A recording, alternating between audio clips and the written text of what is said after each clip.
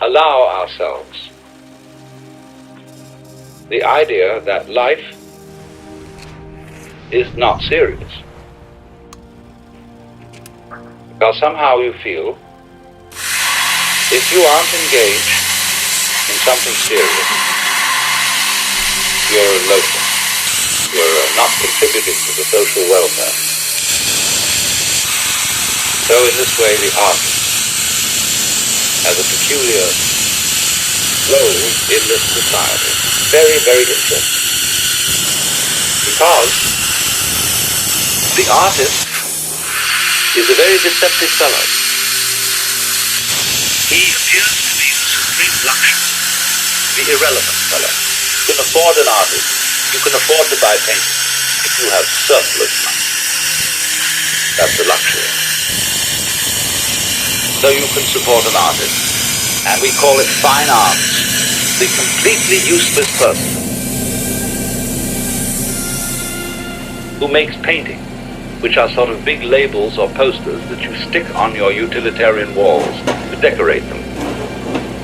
But on the other hand, the artist is the man who shows you the future long before everybody else sees it. The artist is the eye-opener. Just because the artist is distinct in role from the preacher and the philosopher. So the role of the artist is very fascinating because he appears to be the clown, the jester, the absolutely unimportant and irrelevant person. Yet it's actually through the artist that we learn how to live. Not through the preacher, not through the philosopher, not through the professor. It is the artist teaches us, whether he does it visually, with painting, or sculpture, tactually, or with it, above all, in music. You should read, if you can get hold of it, an interview with George Harrison, one of the Beatles, in a recent issue of the East Village Other, where he explains the deep philosophy of music that they understand and follow. How the very nature of sound reveals the meaning of the world, and why, because of this, he regards himself as a Hindu. In Hinduism, the fundamental source of life is called Vak. Vak, Sanskrit, means the word, to speak, but not so much the word that communicates as the sound, the utterance, the flow of tone. So you have in India the use of mantra, the use of chanted words as one of the very basic forms of yoga, understanding the mystery of the world.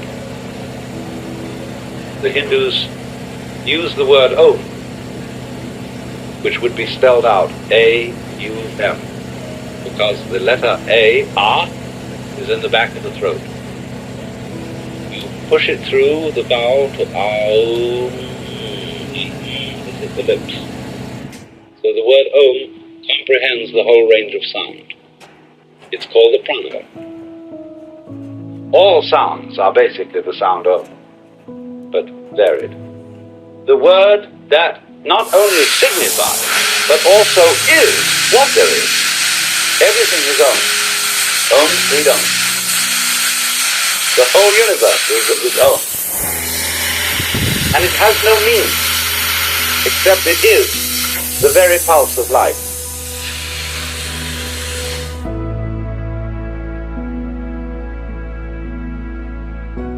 Some of you have read a book of mine called The Joyous Cosmology, in which I referred to once a very curious experience I had with Hindu music. I happen to have acquired from Timothy Leary some of this extraordinary Mexican mushroom, and I was feeling awful. I'd come back from a trip to the East, and was tired, and I had a sore throat, and it was just lousy. marvelous thing. And I found myself listening to this Hindu music. I didn't know what it was. And I thought when I listened to this, what kind of idiocy is going on? I thought, you see, my friend with whom I was spending the day was a pretty wild kind of fellow. And I thought he had put on a tape recording of his and his friend's antics. It was like children making faces. I thought this was something absolutely absurd going on.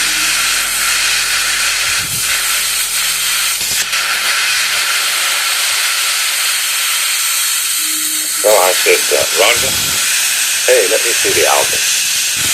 So I got the case. Here it says, Classical Music of India, edited by Anand Danielu, who is the most thoroughly respectable pundit in subject of Indian music. I said, somebody's pulling my leg. No, not at all.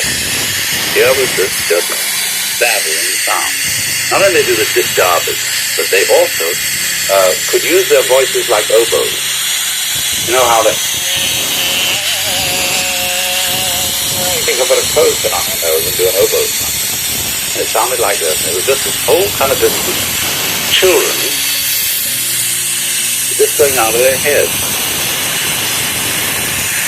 Well, I listened to this and I suddenly realized that that's what life's all about. And you know, it was the most fantastic, sudden recognition that everything in this world is gloriously meaningless. That's what's happening. We're all taught by our mothers and fathers to put a value on it. When it goes a certain way, the rhythm of life goes in a certain way. When we say, oh, watch out, watch out, watch out, watch out, because that may be the end. What will the end be? Spunk. What's wrong with that?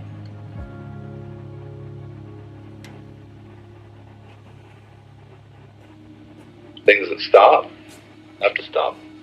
Things that go on have to go off, and things that go off have to go on. But you see, we get involved by putting a value on it all. Right, now I could say that's bad, you shouldn't do it, but at the same time, getting involved and putting values on it's all part of the game too. Getting hung up, getting hooked. So you don't get unhooked by saying to yourself, I shouldn't be attached. I shouldn't do this, I shouldn't do that. All you do is you see that getting hooked on it is simply another form of it. More nonsense.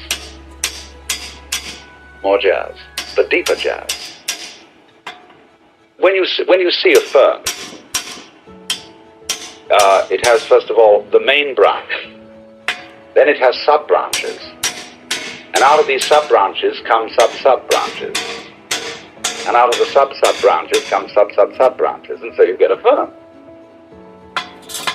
So now you could number each of these levels on which things are happening. You say, well, this is a number 1 level, this is a number 42 level, this is a number 65 level. And you judge events and say it's good, it's bad, it's proper, it's improper. But what you don't recognize is that you say something is improper because you thought it was a 63 level, whereas really it was 112. And you didn't know, you didn't realize the level the thing was on. So actually, the whole play of human life, with all its joys and sorrows, its tragedies, its evils, its goods, is just something like a fern. It has tumors on it. That means just simply another clan is making its life there. These clan of bugs of some kind are living there too. They're doing their stuff. They're living off the fern's living off something else. We're all leaning on each other in one way or another.